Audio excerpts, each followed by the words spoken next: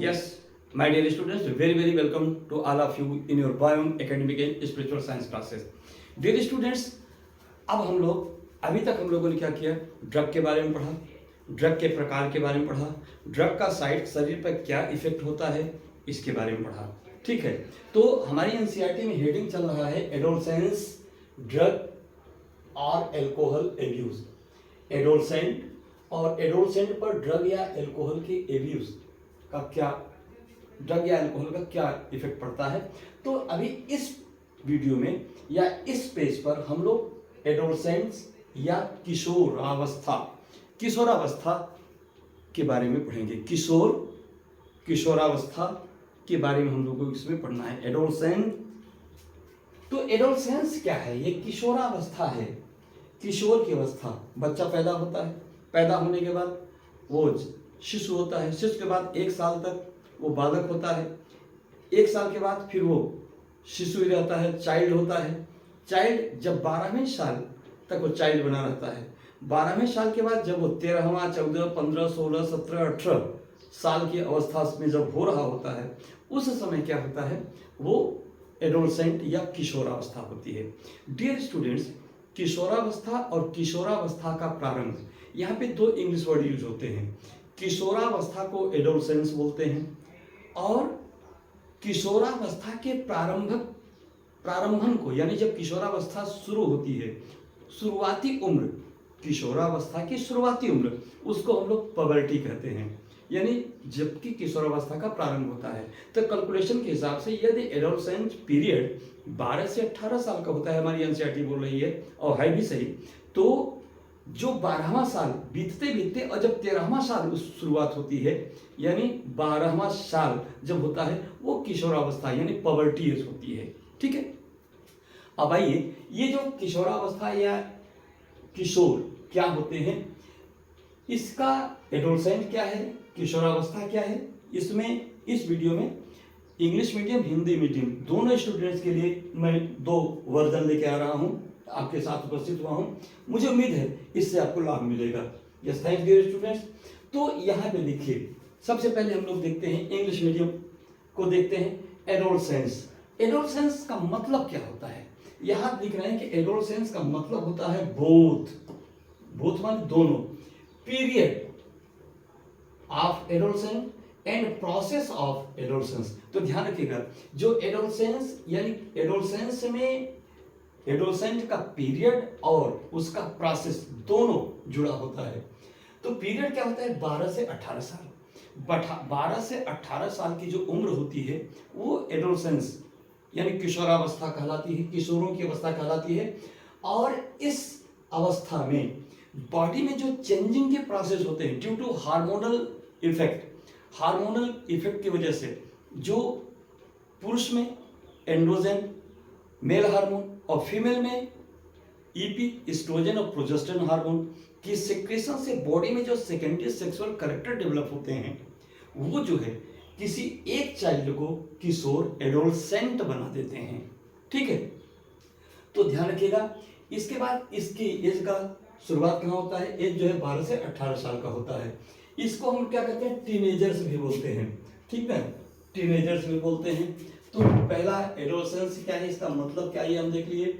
इसके बाद एज क्या है, ये हम देख लिए। आगे कह रहे हैं कि एडोलसेंट इज ए ब्रिज, एक सेतु का कार्य करता है। किस सेतु का? लिंक करने का, जिसके द्वारा हम चाइल्डहुड को, बचपन को युवावस्था से जोड़ते हैं। यानी बाल्यावस्था को युवावस्था से जोड़ने वाली जो मध्य की जो लिंकिंग ईयर्स होते हैं, वो जो है एडोलसेंस ईयर कहलाते हैं। यानी कह सकते हैं चाइल्ड बाद एडोलसेंट के बाद फिर एडोलसेंस बाद जो है एडल्टहुड शुरू हो जाता है। और इस अवस्था में बहुत इंपॉर्टेंट, महत्वपूर्ण चेंजेस होते हैं। Severe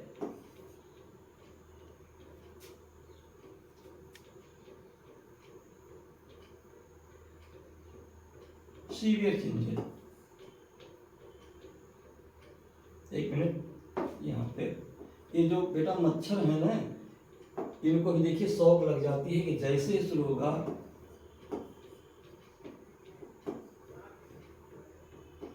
severe changes. इसमें क्या होते हैं, शरीर में बड़े ही नाजुक परिवर्तन होते हैं। इसमें बायोलॉजिकल चेंजिंग होती है, जिसमें बॉडी की फिजियोलॉजी वो परिवर्तित होती है, और बिहेवियर में भी परिवर्तन होते हैं, व्यवहार में भी परिवर्तन होता है। तो ये एक चेंजिंग, किशोरावस्था एक चेंजिंग फेज होता है, जिसमें बॉडी में डिफरेंट टाइप के फिजिकल एंड फिजियोलॉजिकल चेंजिंग होती है, साथ ही साथ बिहेवियर भी चेंज हो जाता है। ये चेंजिंग होती है। इसका जो फेज होता है, इसके फेज के बारे में अगर चर्चा करें तो वेरी वल्नरेबल, बहुत ही नाजुक ये क्या होता है, फेज होता है, जिसमें उस बच्चे में बहुत मेजर फिजिकल और साइकोलॉजिकल क्या होते हैं, चेंजिंग होते हैं, डेवलपमेंट होते हैं, विकास होते हैं। यानी इस अवस्था में किसी बालक में उसका मानसिक विकास, भावनात्मक विकास यानी मनोवैज्ञानिक विकास होता है।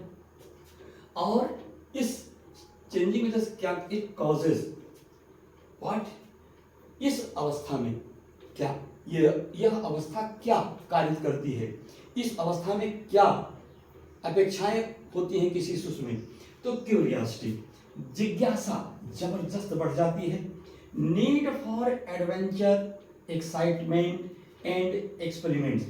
इसमें क्या होता है, उस बच्चे में जो किशोरावस्था में होता है, किसी किशोर में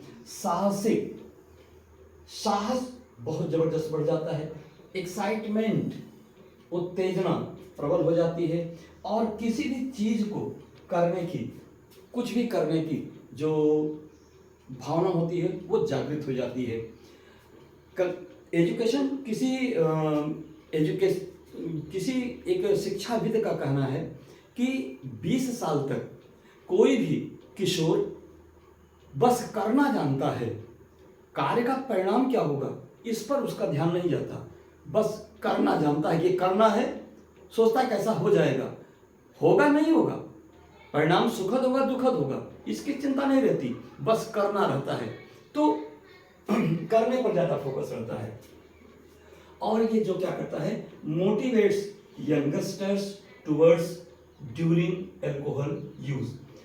क्या होता है, ड्रग एंड एल्कोहल। इसी अवस्था में सबसे एक भयानक दुष्परिणाम भी सामने आते हैं कि बच्चों के रहन सहन की वजह से मौज और आनंद की जिंदगी जीने के लिए उनको कहीं से प्रेरणा मिल जाती है, किशोरों को, युवाओं को, किधर, ड्रग और एल्कोहल यूज की तरफ।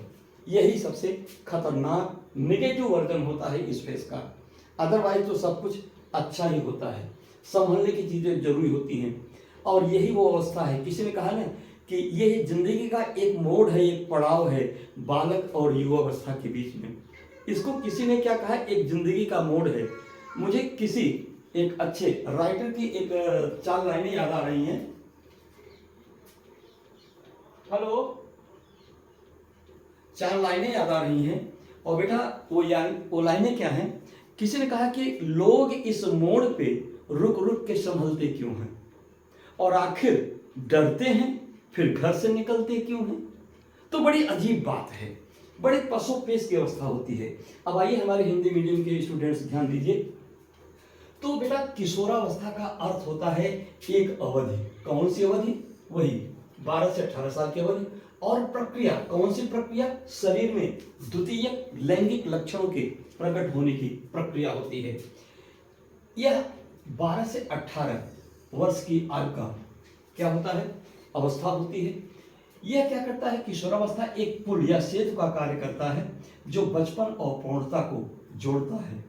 इसमें परिवर्तन क्या होते हैं, इसमें अनेक परिवर्तन होते हैं, जिसमें जीव विज्ञान से संबंधित, व्यावहारिकता से संबंधित, मानसिक और मनोवैज्ञानिक क्या होते हैं, ये सारे इसमें परिवर्तन होते हैं। जीव विज्ञान संबंधित और व्यवहारात्मक परिवर्तन इसमें होते हैं। ये नाजुक समय होता है। क्यों नाजुक होता है, क्योंकि इस समय में मानसिक मनोवैज्ञानिक विकास का समय होता है। इसमें इसके सामान्य कारण क्या होते हैं, इसमें क्या होता है, इस अवस्था में जिज्ञासा, जोखिम उठाने और उत्तेजना के प्रति आकर्षण होता है और प्रयोग करने की इच्छा होती है। ठीक है, जो किशोरों को ड्रग तथा एल्कोहल के प्रति अभी प्रेरित करती है। ये इसके नेगेटिव इफेक्ट हैं। आइए नेक्स्ट पेज पर हम ध्यान दें तो adolescence, in adolescence a child's nature curiosity motivates him या हर। इस अवस्था में किसी चाइल्ड की जो क्यूरियोसिटी होती है, नेचर प्रकृति क्या होती है, किसी शिशु की, किसी बच्चे की प्रकृति क्या होती है, क्यूरियोसिटी। शायद ये मिट नहीं पाएगा, हाँ, क्यूरियोसिटी। एक क्यूरियोसिटी स्वभावतः क्यूरियोसिटी होती है और इसी क्यूरियोसिटी जिज्ञासा के कारण वो मोटिवेट्स हिम या हर, ऐसे बालक या बालिका को वह क्या करता है, ये curiosity to experiment that might be perceived as benefits of alcohol और ड्रग। इसी अवस्था में बच्चों में एक सुखानुभूति, एक ऐसी भावना जागृत हो जाती है एल्कोहल या ड्रग के प्रति कि यह उनको लाभ पहुंचाएंगे या उससे जीवन में, इसके प्रयोग से जीवन में कुछ बेहतर कर लेंगे। यह जो भावना होती है ये क्या होती है, ये ही इस अवस्था के दुर्गुण हैं और यही वो अवस्था होती है। इसलिए कॉशस एज होती है जिसमें किसी किशोर से संबंधित मित्र, शिक्षक, समाज के लोग तथा परिवार के लोग को ध्यान देने की आवश्यकता होती है, बराबर ध्यान देने की आवश्यकता होती है कि हमारा बच्चा कहीं इस तरफ तो नहीं मुड़ रहा है, ये चीज। और जो खुद अपने ज्ञान से मुड़ जाते हैं वो उनके लिए तो कहिए वो दैवी संपत्ति होते हैं। तो डियर स्टूडेंट, इसी का ट्रांसलेशन अगर आप देखें तो एक किशोर की प्राकृतिक जिज्ञासा होती है कि उसे ड्रग या एल्कोहल लाभकारी हो सकते हैं, ड्रग या एल्कोहल उसके लिए लाभकारी हो सकती है, या उसकी जिज्ञासा होती है। प्रयोग आओ करके देखें, प्रयोग करने की बड़ी इच्छा होती है तो सोचते हैं आओ 2 ढक्कन लेकर के देखते हैं ना, और प्रयोग के तौर पर उसे ड्रग या एल्कोहल लेने के लिए ये प्रेरित करते हैं। यही उसकी जो प्राकृतिक जिज्ञासा होती है उसको ड्रग या एल्कोहल लेने के प्रति क्या करते हैं, प्रेरित करते हैं। अगली बात क्या होती है कि ये ड्रग या एल्कोहल की एक खास प्राकृतिक गुण होता है कि यह व्यक्ति का आदती बना देता है। यह प्रयोग, ड्रग्स का प्रयोग व्यक्ति को आदती बना देता है, यानी हैबिट फॉर्मिंग नेचर इसमें होती है। वही बात यहाँ का लिखी, drugs are habit forming.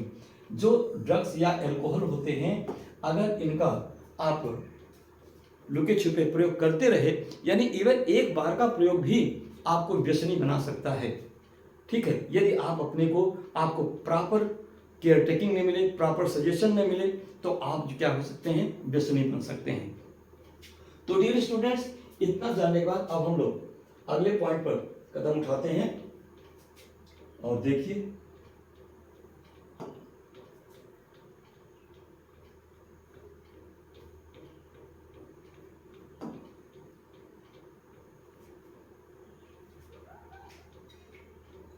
Drug या एल्कोहल के प्रभाव या कुप्रभाव हम लोग देखेंगे। तो देखिए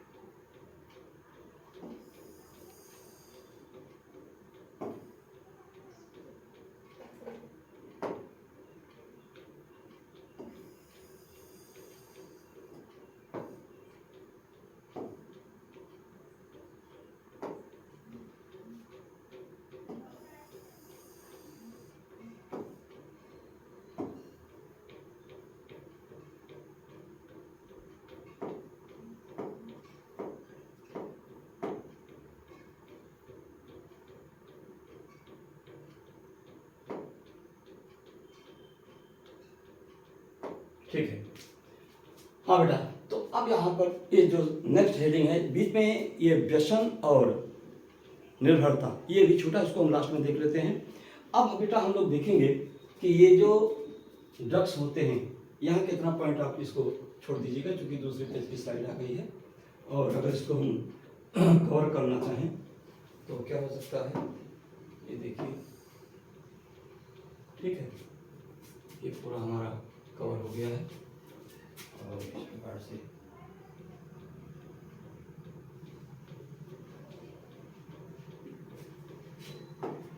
ठीक। तो आइए अब इस पेज पर हम लोग क्या देख रहे हैं, इस पेज पर हम लोग देखेंगे कि इफेक्ट ऑफ ड्रग और एल्कोहल एब्यूज। ड्रग या एल्कोहल के प्रयोग का क्या दुष्प्रभाव हमारे ऊपर पड़ता है, कि इसके ड्रग या एल्कोहल के क्या एब्यूज हैं, ठीक है, उसका क्या इफेक्ट होता है, ड्रग एल्कोहल को प्रयोग का प्रभाव, ये हेडिंग। तो डियर स्टूडेंट्स यहाँ देखिए, यहाँ भी हिंदी मीडियम इंग्लिश मीडियम दो के लिए अलग अलग है। तो ड्रग या एल्कोहल के जो इमीडिएट एडवर्स इफेक्ट होता है, जो एडवर्ड क्या होते हैं, इमीडिएट एडवर्स इफेक्ट जो होता है वो क्या होता है, रेकलेसनेस बिहेवियर, माने अंधाधुंध व्यवहार। जो अंधाधुंध व्यवहार है तात्कालिक को प्रभाव में, इमीडिएट एडवर्स कंडीशन क्या है, अंधाधुंध व्यवहार। ये देखिए रेकलेस बिहेवियर, बर्बरता यानी वैंडलिज्म, हिंसा, वायलेंस, ये क्या होते हैं, ये इमीडिएट एडवर्स इफेक्ट हैं किसके, जो एडिक्शन का, यानी जो ड्रग या एल्कोहल के यूज करते हैं उसका जो है ये इफेक्ट है।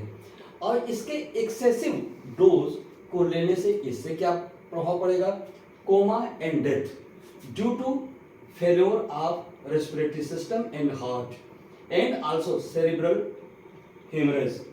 हेमरेज, ठीक है। तो क्या होता है, सेरिब्रल हेमरेज की वजह से कोमा में जा सकते हैं या डेथ हो सकती है, या रेस्पिरेटरी या हार्ट के फेल्योर से क्या हो सकते हैं, हम क्या कर सकते हैं, कोमा में जा सकते हैं, ठीक है। अब आगे देखिए, हिंदी में अत्यधिक मात्रा का प्रयोग करने से श्वसनपात और हृदपात तथा प्रमस्तिष्क रक्तस्राव के कारण समूर्छा या मृत्यु में हम या वो रोगी वो जा सकता है जो इसका प्रयोग कर रहा है।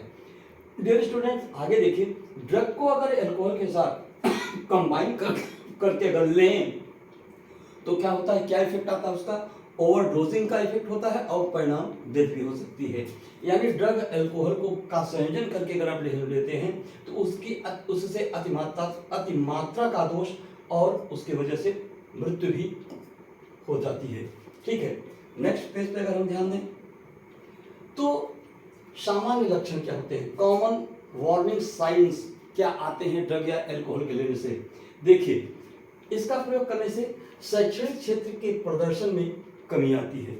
जो व्यक्ति इसका आदी हो जाता है, उसके एब्यूज का प्रभाव यह होता है कि व्यक्ति शैक्षणिक क्षेत्र के प्रदर्शन में कमी दिखाता है, यानी ड्रॉप इन एकेडमिक परफॉर्मेंस। तीसरी चीज, बिना किसी कारण स्कूल कॉलेज से अनुपस्थिति होने लगता है, स्कूल या कॉलेज से अनुपस्थित होने लगता है, means unexplained absence from school and college, ठीक। ये चीज हो गया। व्यक्तिगत स्वच्छता के रुचि में कमी आ जाती है, यानी lack of interest in personal hygiene, ये आएगा। इसके बाद विनिवर्तन, जिसको विथड्रॉल बोलते हैं, यानी चीजों को छोड़ देने का आदत, नहीं करेंगे, जो करना है ना ही करना है, ये मेंटलिटी डेवलप कर जाती है। इसके बाद क्या है, एकाकीपन की भावना आ जाती है, माने आइसोलेशन की फीलिंग आ जाती है, व्यक्ति अकेला रहने लगता है, अकेले रहने की आदत पड़ जाती है, अवसाद डिप्रेशन में चला जाता है, थकावट फैटिग से पीड़ित होने लगता है, व्यवहार इसका क्या होता है, आक्रमणशील या विद्रोही व्यवहार हो जाता है, बिहेवियर क्या होता है, एग्रेसिव एंड रिबेलियस हो जाता है, बिहेव हो जाता है। परिवार और मित्र से बिगड़ते संबंध, यानी परिवार के लोगों से और मित्र संबंधियों से संबंध बिगड़ने लगते हैं, यानी डिटेरिएशन, यह क्या है, deteriorating relationship with family and friends, ये शुरू हो जाता है। इसके बाद शौक के रुचि में कमी, यानी व्यक्ति को होता है ये शौक करेंगे, बाल अच्छा झाड़ेंगे, कपड़े अच्छा पहनेंगे, अच्छा खाएंगे, ये जो शौक होती है, शौक नाम की चीज जो है कम होने लगती है, यानी lose in interest in hobbies, ये शुरू हो जाता है। नेक्स्ट क्या है, सोने और खाने की आदतों में परिवर्तन होने लगता है। Change in sleeping and eating habits, ये प्रारंभ हो जाता है। नेक्स्ट, भूख और वजन में घटबढ़ होने लगती है।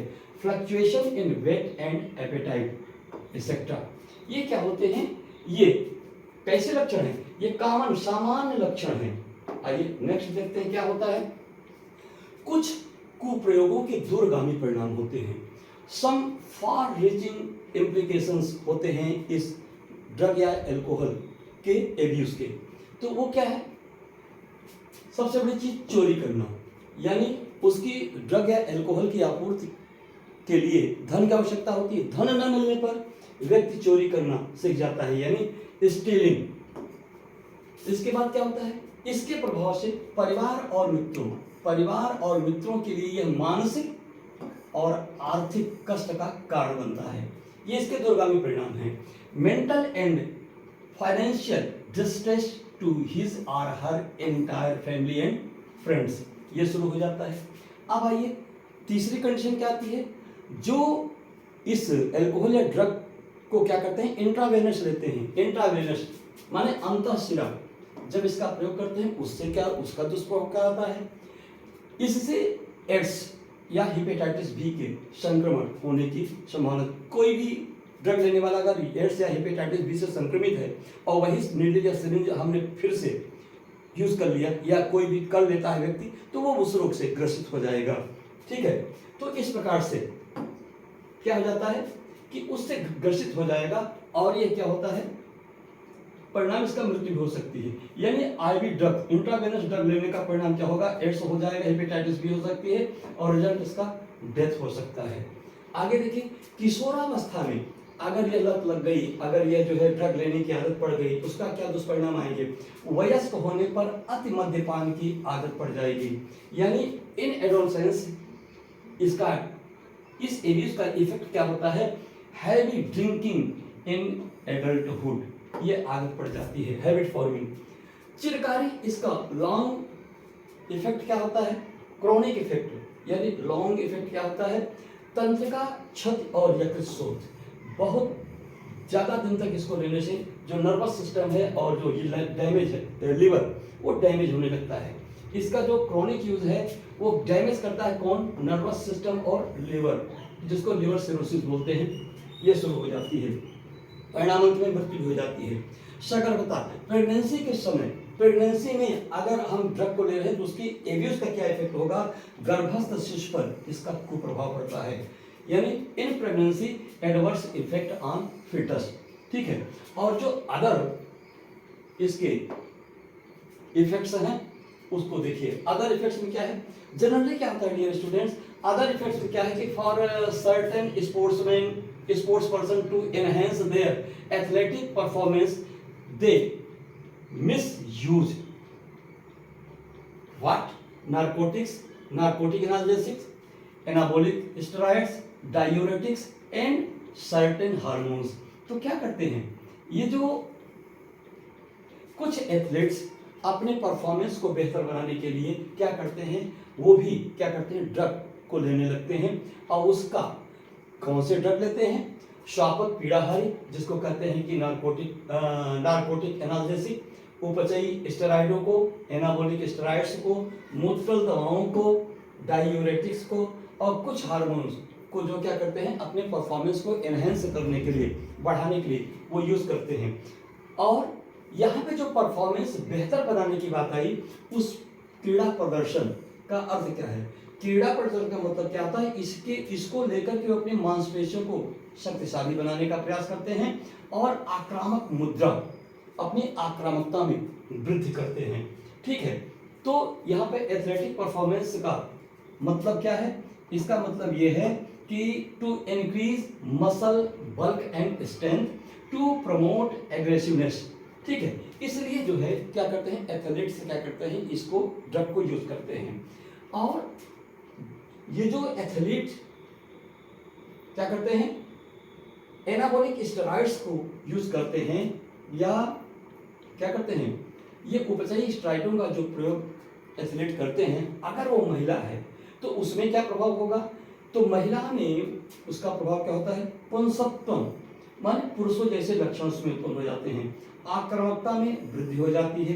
भाव दशा में क्या होता है, उतार चढ़ाव आने लगते हैं। मेल में अगर देखें तो इंग्लिश मीडियम में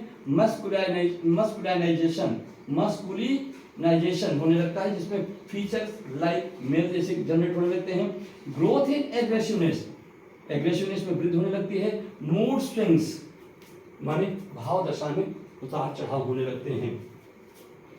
अगर नेक्स्ट पॉइंट देखें तो क्या होता है महिला में, ये तो पुरुषों के देखे, अब हाँ अभी महिलाओं में देख रहे हैं। तो महिलाओं में 3 के बाद अगला क्या है, अवसाद माने डिप्रेशन शिकार हो जाएंगे।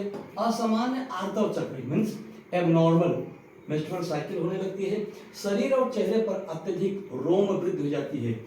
Excessive hair growth on face and body, यानी क्या होगा चेहरे पर, आप देखते हैं कि बहुत से औरतों में क्या होता है, उसमें रोए आने लगते हैं चेहरे पर, शरीर पर, पुरुषों जैसे, ये सब ग्रोथ होने लगता है।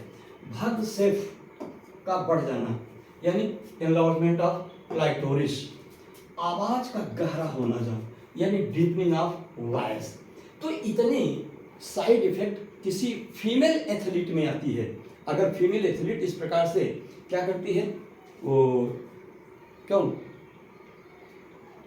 क्या करती है, फीमेल एथलीट अगर इस प्रकार से क्या करती है, एनाबॉलिक स्टेरॉइड्स को यूज करती है, तो उसमें ये सारे इफेक्ट आएंगे।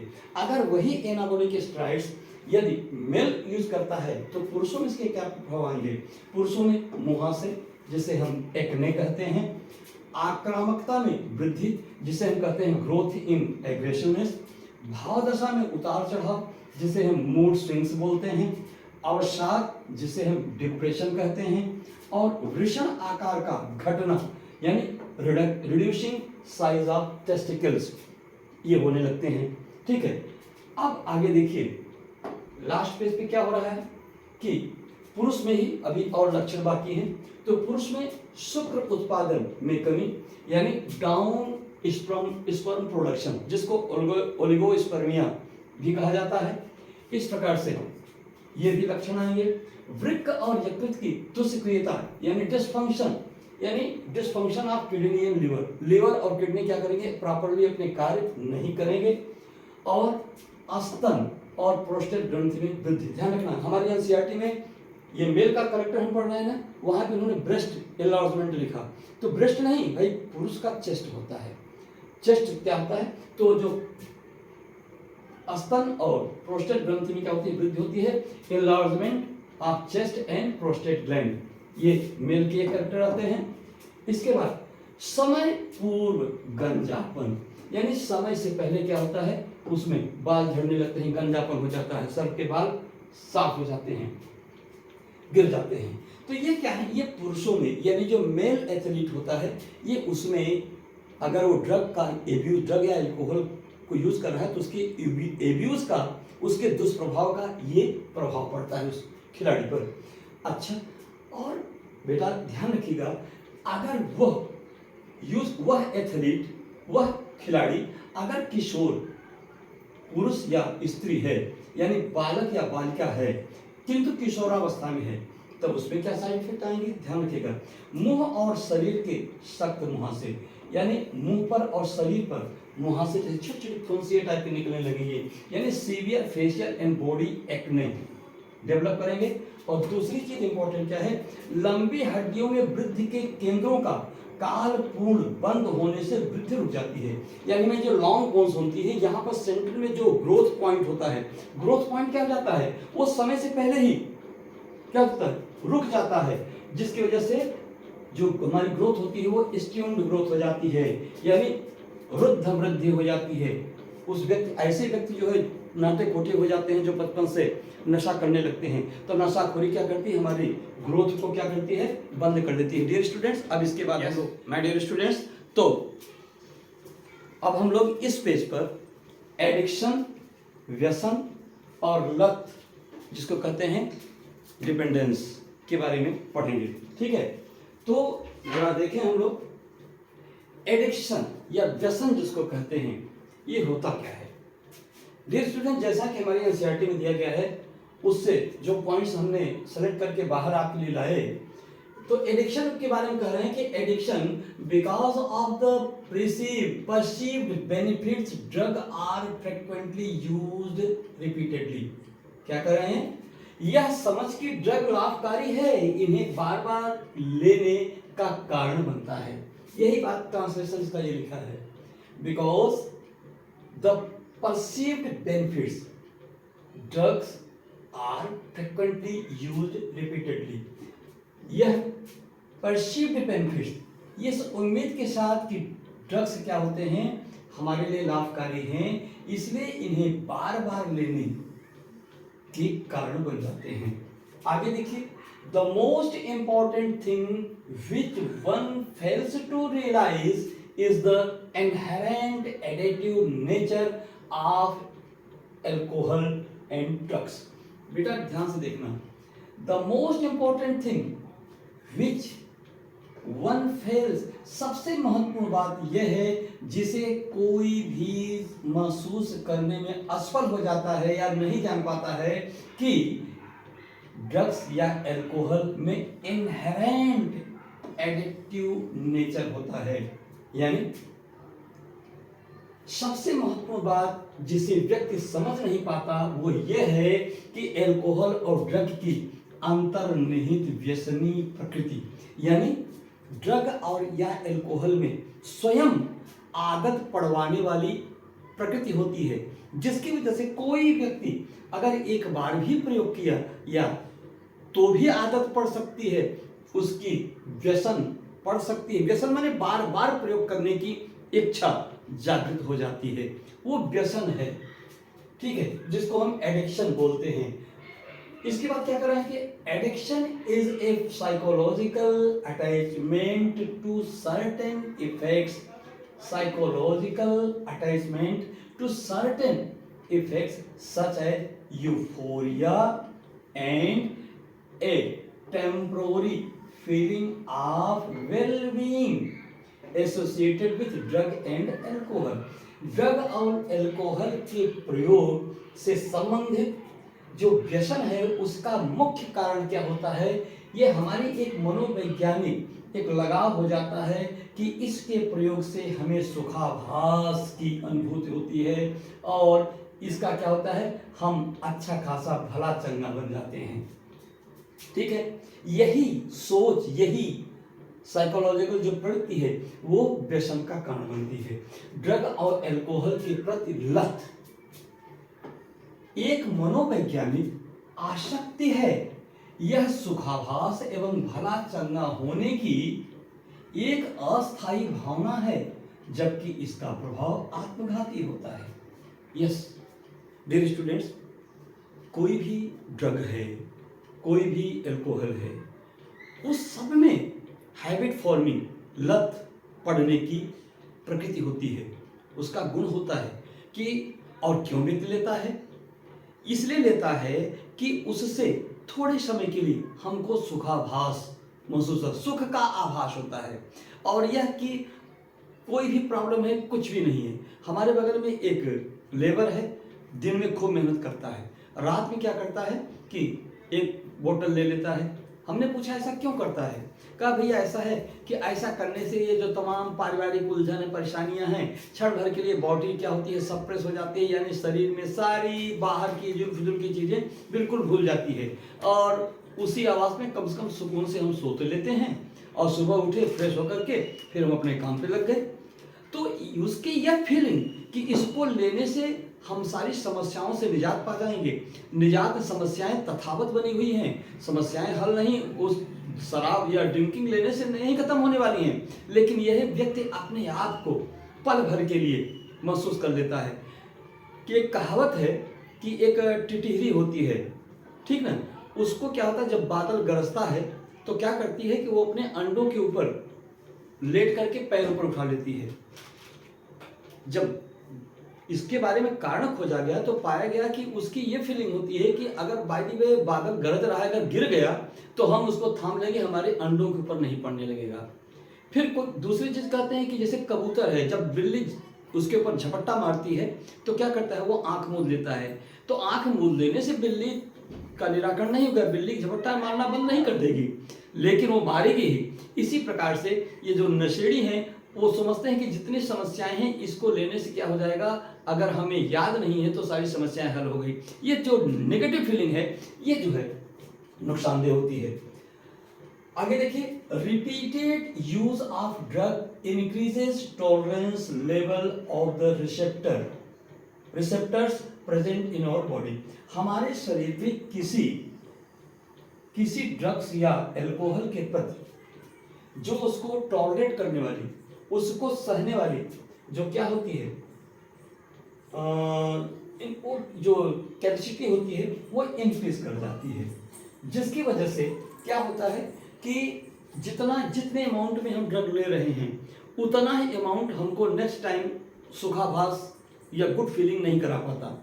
इसलिए क्या होता है कि हम डोज बढ़ा देते हैं। जब डोज बढ़ा देंगे तो क्या हो जाएगा, उसकी फीलिंग हमको होने लगती है।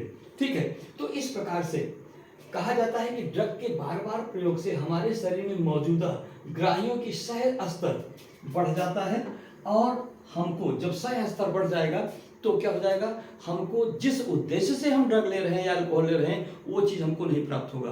तो लेने वाला जो ड्रिंकर है वो क्या करेगा, वो डोज बढ़ा देता है। डोज बढ़ाने से क्या हो जाता है, वो चीज़ें फिर जो है एनहेंस हो जाती हैं, बढ़ जाती हैं।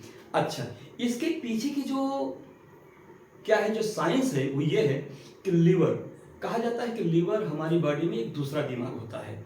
हम बाहर की कितनी चीज़ें, कौन कौन चीज़ें खाते हैं, किसे बॉडी में डाइजेस्ट कराना है, किसे नहीं कराना है, इसका जजमेंट ये लीवर लेता है। और जो चीज़ें एडवर्स इफेक्ट वाली होती हैं वो लीवर ही क्या करता है, कुछ ऐसे केमिकल सीक्रेट करता है जिसकी वजह से उसमें रिफ्लेक्स ओसोफेगेसिस की क्रिया होती है और वो उल्टी हो जाती है, वो शरीर से बाहर निकल जाता है। तो ध्यान दीजिएगा, ये जो टॉलरेटिंग इंग्रेडिएंट्स होते हैं वो लीवर में होते हैं। ये बात ठीक वैसे ही है कि हमारी बॉडी की जो इम्यून सिस्टम है, यहाँ से समझिए, चूंकि अभी भी हम लोगों ने इम्यूनिटी को पढ़ा है। इम्यूनिटी कोई भी ड्रग या स्टेरॉयड या अल्कोहल के मॉलिक्यूल्स हमारी बॉडी में आए, बॉडी उसको जो है फॉरेन मॉलिक्यूल समझ रहा है, उसके अगेंस्ट वो रिएक्ट करेगा, उसके लिए वो बैरियर क्रिएट करेगा। लेकिन क्या होता है कि उसके अगेंस्ट फाइट करता है, अब उसकी टॉक्सिसिटी को क्या करता है, ब्रेक करता है। टी लिम्फोसाइट्स जो किलर्स होते हैं उसको किल करना चाहता है। तो क्या होता है कि जब जितनी मात्रा हम ले रहे हैं उतनी मात्रा के लिए क्या होता है, हमारी बॉडी की इम्यूनिटी उसको क्या करती है, जिसको हम टॉलरेंस पावर कहते हैं, वो उतनी उस लेवल की बढ़ जाती है। और बढ़ने के बाद वो शरीर पर बैड इफेक्ट नहीं डालने देती, जिसकी वजह से जितना डोज हम डेली ले रहे हैं वो डोज हमारी बॉडी पर अपना इफेक्ट नहीं छोड़ पाता। तो नशेड़ी क्या कहेगा कि अरे मजा नहीं आया, लेकिन हमारी बॉडी की इम्यून सिस्टम क्या कहेगी, चलो मैंने तुझे बचा लिया, क्योंकि जितना जहर तेरी बॉडी में आया ड्रग्स या अल्कोहल के नाम पर, उसके अगेंस्ट हमारी फौज तैयार है, उसको मैंने निष्प्रभावित कर दिया, इसलिए मैंने तुमको बचा लिया। लेकिन सामने वाला क्या कहेगा, ना ना ऐसा नहीं चाहिए था, मुझे चाहिए था कि तुम हारो और ड्रग या अल्कोहल जीते, जिसके उसका प्रभाव हमारे शरीर पर है, क्योंकि उसके प्रभाव से हमको आनंद आता है। तो इसलिए क्या करता है, उसने कहा कि भाई ऐसा तो नहीं हो सकता, अगर 100 ml आएगा तो 100 ml के लिए हम तैयार हैं, हम उसके प्रभाव को शरीर पर प्रभाव नहीं पड़ने देंगे।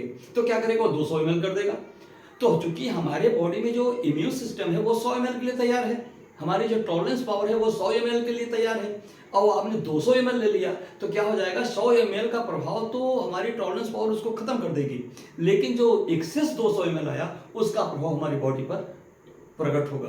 तो इस प्रकार से कुछ दिन तक चलते चलते 200 ml के लिए भी हमारी बॉडी जो है उसके लिए क्या हो जाएगी, इम्यून हो जाएगी, और उसका प्रभाव नहीं पड़ेगा।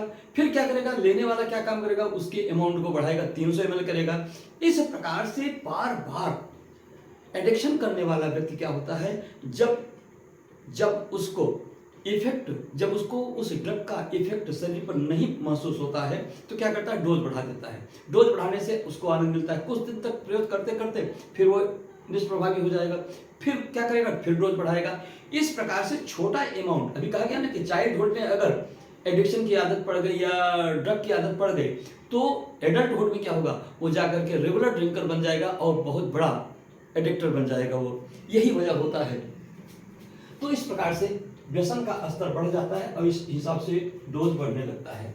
आइए नेक्स्ट पेज पे क्या कह रहे हैं, नेक्स्ट व्यक्ति कह रहे हैं कि इसीलिए therefore consequently the receptors respond only the higher dose of drug or alcohol leading to great intake or addiction। जो बात अभी हमने आपसे अभी बताई वो सारी बात अभी ये 4 लाइन में यानी 3 लाइन में उसी सेंटेंस को ये एनसीईआरटी ने कवर कर दिया। हिंदी मीडियम कहिए कि इसके फलस्वरूप, किसके फलस्वरूप, जो पीछे भी हमने पढ़ा कि जब हमारी सहायता क्या होती है बढ़ जाती है तो क्या होता है कि ग्राही ड्रगों, इसके फलस्वरूप ग्राही ड्रगों या एल्कोहल की केवल उच्चतर मात्रा के प्रति अनुक्रिया करते हैं, ठीक है, जिसके कारण अधिकाधिक मात्रा में लेने की लत पड़ जाती है। ठीक, वही बात सामने आई। अब लास्ट पॉइंट क्या है इसमें ड्रग या एडिक्शन या व्यसन में कि एडिक्टिव पोटेंशियल ऑफ ड्रग और alcohol pull the user into a vicious circle क्या कहते हैं यहाँ देखिए, दोषपूर्ण चक्र में क्या करती है, पुल घसीट लेती है, and leading to their regular use और abuse from which he or she may not be able to get out। यानी क्या कहा, इसको समझाने से, इसको मैं समझा भी सकता हूं लेकिन बगल में आपका ट्रांसलेशन पड़ा हुआ है, आप इजीली समझ सकते हैं, समय बचा सकते हैं। ड्रग और एल्कोहल की व्यसनी शक्ति उन्हें माने इस्तेमाल करने वाले को, इस्तेमाल करने वाले या वाली को एक दोषपूर्ण चक्र में घसीट लेते हैं जिनसे इनका नियमित सेवन करने लगते हैं, घसीट लेते हैं जिससे वो इसका नियमित सेवन करने लगते हैं और इस दुष्चक्र से बाहर निकलना उनके वश में नहीं रहता है। यानी व्यक्ति पूर्ण व्यसनी बन गया, ठीक है, ये चीज हो गई। अब आइए नेक्स्ट पॉइंट हम चर्चा करते हैं। अब आता है डिपेंडेंस एंड निर्भरता। डिपेंडेंस को ही निर्भरता कहते हैं। ये क्या चीज है इसके बारे में समझें तो उल्टा चलिए। निर्भरता शरीर की एक वृत्ति है। क्या है? निर्भरता शरीर की एक वृत्ति है जो ड्रग या एल्कोहल की नियमित मात्रा अचानक बंद कर दिए जाने पर अभिलक्षणिक और अप्रिय विनिवर्तन विथड्रॉल संलक्षण के रूप में प्रकट होती है। यानी ये क्या है? निर्भरता क्या है? डिपेंडेंसी क्या है? लगता है भैया आदती हो गए हैं, निर्भर हो गए हैं। निर्भरता क्या होती है कि जब कोई चीज हम ड्रग बार बार लेते हैं तो उसके प्रति क्या होती है, हमारे इम्यून सिस्टम क्या करती है, उसके पर रिस्पॉन्ड करती है और उसको बॉडी में एडजस्ट करने के लिए जिस मात्रा में ड्रग या एल्कोहल बढ़ता जाएगा उसकी उतनी मात्रा में हमारी बॉडी में उसकी इम्यून सिस्टम भी बनती जाएगी। अब एकाएक यदि हम ड्रग या एल्कोहल का लेना बंद कर देते हैं तो वो जो हमारी इम्यूनिटी है वो इम्यूनिटी ही ड्रग लाइक बिहेव बॉडी में करने लगती है और तब तक रहे वो शरीर को परेशान करती रहेगी जब तक हम ड्रग या एमिन को न ले लें। ठीक ना? तो इस प्रकार से इसे क्या कहते हैं, यानी बात वैसे ही हुई कि पहले कोई एटम न्यूट्रल था, ठीक है, हमने ड्रग के माध्यम से हमने उसका कोई एक इलेक्ट्रॉन ले लिया, इलेक्ट्रॉन लेने से एक गैपिंग हो गई, उसके अगेंस्ट पॉजिटिव चार्ज बढ़ गया। अब पॉजिटिव चार्ज बढ़ गया, ये पॉजिटिव चार्ज बढ़ा, फिर हमने 2 इलेक्ट्रॉन निकाला, 2 पॉजिटिव चार्ज बढ़ा। तो क्या करता है, इस प्रकार से जब कभी 2 इलेक्ट्रॉन हमारे पास आएगा तो हमारी बॉडी क्या करेगी, उस गैपिंग को फिलअप कर लेगी। और अगर 3 इलेक्ट्रॉन आ गया यानी डोज ज्यादा होके आ गया तो उसका इफेक्ट -1 इलेक्ट्रॉन के रूप में हमारी बॉडी पर यानी नशा के रूप में हमारे शरीर के अंदर प्रकट होता है। ठीक है, यदि हम लेना एकाएक बंद कर दें तो इसका साइड इफेक्ट आता है। यही चीज कह रहे हैं कि dependence is the tendency of the body to manifest a characteristic and unpleasant withdrawal syndrome if regular use of drug या alcohol is abruptly discontinued। यानी नशा बराबर बार बार कर रहे हैं, एकाएक अगर हमने नशा लेना बंद कर दिया तो बिना नशा को लिए ही हमें नशा आने लगता है। और शरीर के अंदर से उस नशा को लेने की रिक्वायरमेंट, डिमांड क्रिएट होने लगती है। यह डिमांड ही डिपेंडेंसी है, यह डिमांड ही डिपेंडेंसी है। ठीक है, यही उसका क्या है, विथड्रॉल सिंड्रोम कहलाता है।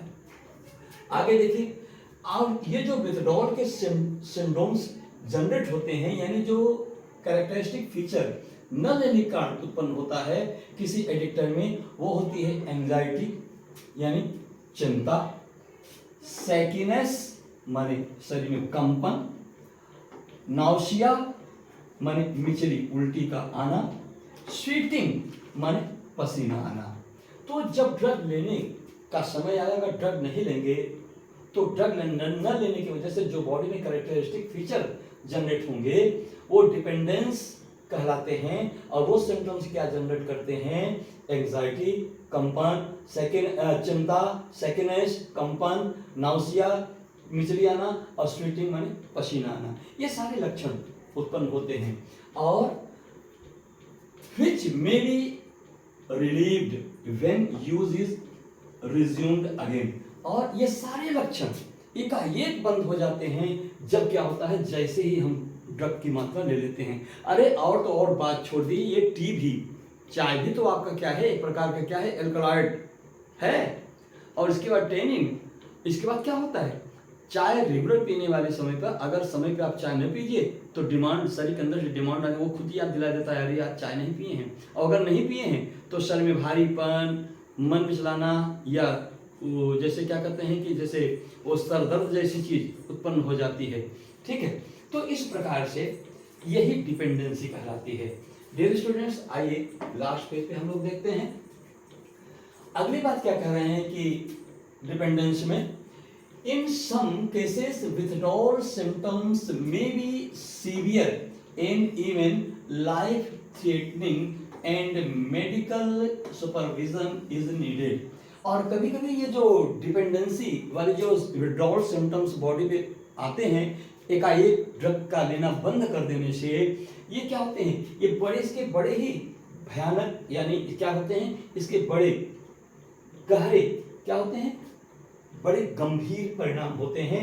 और जिसके लिए हमें उचित स्वास्थ्य विशेषज्ञ की सलाह आवश्यक होती है, जिसकी वजह से हम इससे मुक्ति पा सकें। होता ना, हमारे देश में देखें मद्य निषेध अभियान चल रहा है या नशा उन्मूलन अभियान के रूप में बहुत सारी योजनाएं चल रही हैं। ठीक है, तो इसका अगर हिंदी वर्जन देखें तो मद्यपान का सेवन एकाएक बंद कर दिए जाने पर उत्पन्न होने वाले लक्षण शरीर में घातक लक्षण उत्पन्न करते हैं, सीवियर कैरेक्टर्स उत्पन्न करते हैं, जब स्वास्थ्य विभाग की उचित देखरेख की आवश्यकता होती है। और इसी समय क्या होती है, मेडिकल डिपार्टमेंट के प्रॉपर हेल्थ केयर की आवश्यकता होती है, जिसकी वजह से अगर उस नशे से हमें उसे बचाना है तो उसको कुछ ऐसी डोज देकर के धीरे धीरे हम इससे क्या हो सकते हैं, मुक्त हो सकते हैं। अदरवाइज दूसरा कोई रास्ता नहीं है। और ऐसा नशेड़ी व्यक्ति अगर उचित समय पर उसको न मिले, ड्रग न मिले, अल्कोहल न मिले, वो मर भी सकता है। Dependence leads the patient to ignore all social norms in order to get sufficient funds to satiate his or her needs। क्या करें, निर्भरता के कारण रोगी अपनी आवश्यकताओं की पूर्ति के लिए पर्याप्त धन पाने के लिए तमाम सामाजिक मापदंडों को ताक पर रख देता है। यस, ताक पर रख देता है, ध्यान से रखिएगा।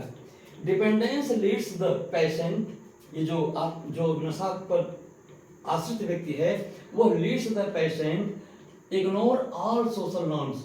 जब उसको नशे की लत लगेगी तो समाज के सारे मापदंडों को ताक पर रख करके केवल उसी के जुगाड़ में वो जो है पड़ जाएगा।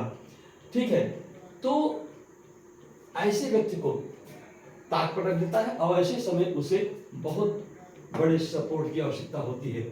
अब आइए जरा आपको हम जो है कुछ इसका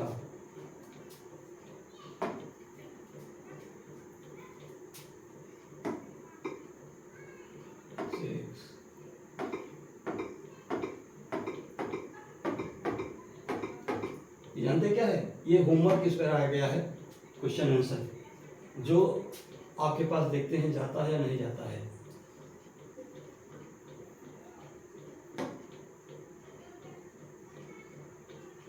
व्हाट्सएप अगर लेना है तो फिर वही बात 639446।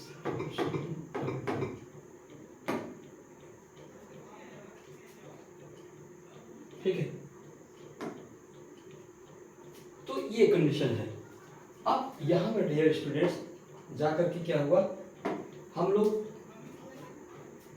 एडिक्शन पढ़ लिए, डिपेंडेंस पढ़ लिए, ड्रग एब्यूज के साइड इफेक्ट क्या होते हैं ये देख लिए। इसके साथ साथ अब हम लोगों को क्या देखना है, प्रिवेंशन एंड कंट्रोल। तो प्रिवेंशन एंड कंट्रोल हम लोग नेक्स्ट पेज पर अभी इसको देखते हैं। Yes, thanks, very very thanks, please wait and watch. My dear students, तो ह्यूमन हेल्थ एंड डिजीज वाले लास्ट सेगमेंट को आइए हम लोग इस पेज पर चर्चा कर लें, और इस प्रकार से जैसा वादा था उस ढंग से आज ये चैप्टर को हम लोग जो है इस वीडियो के द्वारा क्लोज करना चाहते हैं। ठीक है, तो डियर स्टूडेंट्स अब लास्ट में हमें क्या करना है, prevention and control for drugs and alcoholic abuse. Drug और एल्कोहल के जो दुष्प्रभाव हैं उसका रोकथाम एवं नियंत्रण कैसे किया जा सकता है। डियर स्टूडेंट, जैसा हम लोग जानते हैं कि इसके प्रति सरकार बहुत ज़्यादा जागरूक है, और हमारे भविष्य के जो युवा पीढ़ी हैं उन्हें इस लत से बचाने के लिए, इस दलदल से बचाने के लिए सरकार बहुत सारी नशा उन्मूलन संस्थाएं, NGOs भी काम कर रही हैं, और बहुत सारी सरकारी संस्थाएं भी इस पर सक्रिय रूप से अपनी भूमिका निभा रही हैं, ताकि हमारे नौनिहालों को इस दलदल से बचा करके उन्हें जीवन की मुख्य धारा से, समाज की मुख्य धारा से जोड़ा जा सके। तो डियर स्टूडेंट्स, इसके लिए क्या कहा गया है, प्रिवेंशन एंड कंट्रोल के लिए हमारी एनसीईआरटी की पहले ही जो लाइन क्या कह रही है कि the old age of prevention is better than cure. Means पुरानी कहावत कि चिकित्सा से रोकथाम अच्छा है, यहाँ भी चरितार्थ होता है, यहाँ भी उसी चीज की आवश्यकता है। अगर रोकथाम अगर हम कर लें तो इस प्रकार से हम अपने बहुत सारे भविष्य के युवाओं को या किशोरों को या खिलाड़ियों को या सामान्य नागरिकों को इस दलदल में फंसने से बचा सकते हैं। इसके लिए जो कुछ कॉमन स्टेप्स दिए गए हैं उसके लिए क्या आवश्यक होती है, कैसे हम उनको बचा सकते हैं, कैसे ये प्रक्रिया को हम नियमित कर सकते हैं, नियंत्रण में रख सकते हैं, उसके लिए मुख्य बातें ये नीचे हैं। हिंदी मीडियम के स्टूडेंट्स अगर ध्यान दें तो यहाँ पे ध्यान दे सकते हैं, और हिंदी मीडियम इंग्लिश मीडियम दोनों स्टूडेंट्स ध्यान दें कि वो अकेले एक स्टूडेंट ध्यान देंगे। तो पहला क्या है, अवॉइड अनड्यू पीर प्रेशर। पीर का मतलब होता है सहकर्मी, समकक्षी, जो हम उम्र के, जिसको हम कहते हैं क्लासमेट या बाल सखा या दोस्त मित्र कहते हैं, उनसे अनावश्यक समकक्षी दबाव से बचे। यानी अगर हमारा कोई फ्रेंड, कोई समकक्षी, पास पड़ोसी इस प्रकार से किसी लत में पड़ा हुआ है और वो नहीं समझ पा रहा है, तो ईश्वर ने हमको तो समझ दिया है ना, हम उससे बचें। यह क्लास 12th में इस लेसन को लाने का मुख्य मकसद यही है कि यही वो भटकाव की उम्र सीमा होती है। इसी समय अगर हम इसके दुष्प्रभाव को समझ जाएं, जान जाएं, तो शायद हम अपने आप को इसके दुष्प्रभाव को समझकर अपने को बचा सकते हैं। तो इसलिए ऐसे मित्र जो इस चीज़ को नहीं समझ पा रहे हैं या नहीं समझ पाए हैं, जो विज्ञान के छात्र नहीं हैं, जिनको ये चीज़ें नहीं बताई गई, वो अगर हमारे मित्र हैं, दोस्त हैं, यार हैं, समाज में रह रहे हैं, अगर वो इस लत में पड़े हुए हैं, तो उनसे, उनके दबाव से, चलो यार थोड़ा चख लेते हैं, उनके दबाव में न आए और आप उनके दबाव से मुक्त होकर के अपने को बचाएं। ये पहला स्टेप है। दूसरा क्या है, एजुकेशन एंड काउंसलिंग, शिक्षा और परामर्श। दूसरा पॉइंट क्या है कि बाय द वे हमारा अपना कोई शुभचिंतक, हमारा अपना कोई छात्र, हमारा अपना कोई मित्र अगर इस दलदल में फंस गया है, तो हमें जो पेरेंट्स होते हैं, जो माता पिता हैं वे, या जो शिक्षक समाज के रहने वाले लोग हैं, या जो उचित परामर्श देने में जो यार दोस्त हैं, उन सब को उचित सलाह देनी चाहिए कि वह व्यक्ति उस लत से, उस व्यसन से अपने को कैसे मुक्त रख सकता है। तीसरा है seeking help from parents and pirs, माता पिता और समकक्षियों से सहायता। ध्यान रखिएगा, अभी मैंने कह भी दिया कि हर माता पिता और हर समकक्षी, ये दोस्त ही दोस्त है, तो उसको क्या करना चाहिए, उसको, उस व्यक्ति को वहां से बचाने में मदद करना चाहिए। क्योंकि हर एक दोस्त, हर माता पिता अपने बच्चे की मनोदशा से परिचित होता है, उसको कौन सी बात कैसे कहा जाए कि वो उसको सुनेगा। यह कोई कॉमन मापदंड नहीं, कोई एक सिद्धांत नहीं है। हर व्यक्ति के लिए ये सिद्धांत अलग अलग होते हैं। कोई व्यक्ति कैसे मान सकता है, यह मित्र जानता है या माता पिता जानते हैं। तो उस शक्ति, उस समझ का प्रयोग करके हमें ऐसे अपनों को ऐसे दलदल में जाने से बचाना चाहिए। नेक्स्ट चीज है लुकिंग फॉर डेंजर साइंस, संकट के संकेतों को देखना। ठीक है, बाय द वे हमें हमेशा अपने बच्चों के प्रति या अपने दोस्तों के प्रति सचेत रहना चाहिए। हाँ डियर स्टूडेंट्स, अभी हम एक टीचर होकर के बच्चे शब्द प्रयोग कर रहे हैं, कल आप भी बच्चे वाले होंगे, तब यदि आप बच पाए हैं, क्या पता अगली पीढ़ी कैसी होगी। तो उस दिन के लिए आप इस ज्ञान को सहेज करके रखिए कि यदि ऐसे बच्चों में ऐसे बुरे संकेत, खतरनाक संकेत देखने को मिल रहे हैं, उसके व्यसनी होने के संकेत मिल रहे हैं, जैसा कि हम लोगों ने पीछे वाले लेसन में पढ़ा, तो तुरंत सचेत हो जाएं और उसे ऊपर की बातों का ध्यान में रख करके उसे उस दलदल से निकालने का प्रयास करें। और अगर ऐसा भी नहीं हो पाता है तो seeking professional and medical help, व्यावसायिक और चिकित्सीय सहायता लेना चाहिए। यदि हर स्टेप, हर सुझाव, हर समझ, हर प्रयास विफल हो जाए तो ऐसी दशा में हमें उस व्यक्ति को, पहली बात जो उस व्यक्ति को जो नशा में है उसे छिपाना नहीं चाहिए।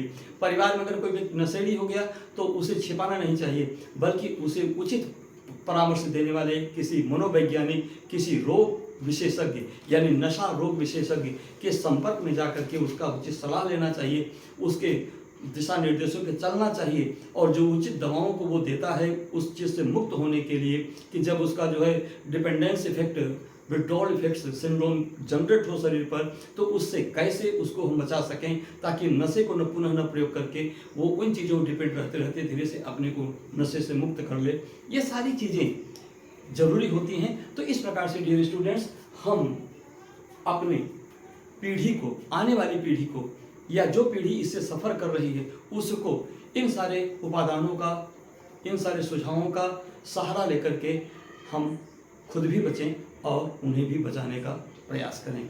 यह देश हित में एक अच्छी सक्रियता होगी, एक अच्छे नागरिक की भूमिका होगी, और हम सुधरें तो जग सुधरा, और जग तभी सुधरेगा जब हम सुधरेंगे, या हमारे अंदर सुधारने की क्षमता है, शक्ति है।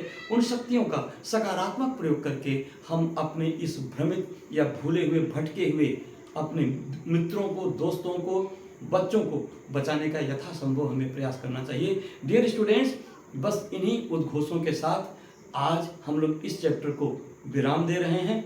और डियर स्टूडेंट्स, समय से आप इसको नोट्स कर लीजिए, नोट करके जो है लाइक कीजिए, सब्सक्राइब कीजिए और अपने सोए हुए दोस्तों को जगाइए, जागरूक बनिए, और इसके बाद अपने जीवन, आपकी सफलता आपके पथ पर आगे आपकी प्रतीक्षा कर रही है। आप आगे बढ़िए और उसका सम्मान पाइए और अपने जीवन को धन्य बनाइए। ठीक है, तो डियर स्टूडेंट्स, आज इतना ही। Thank you very much, bye.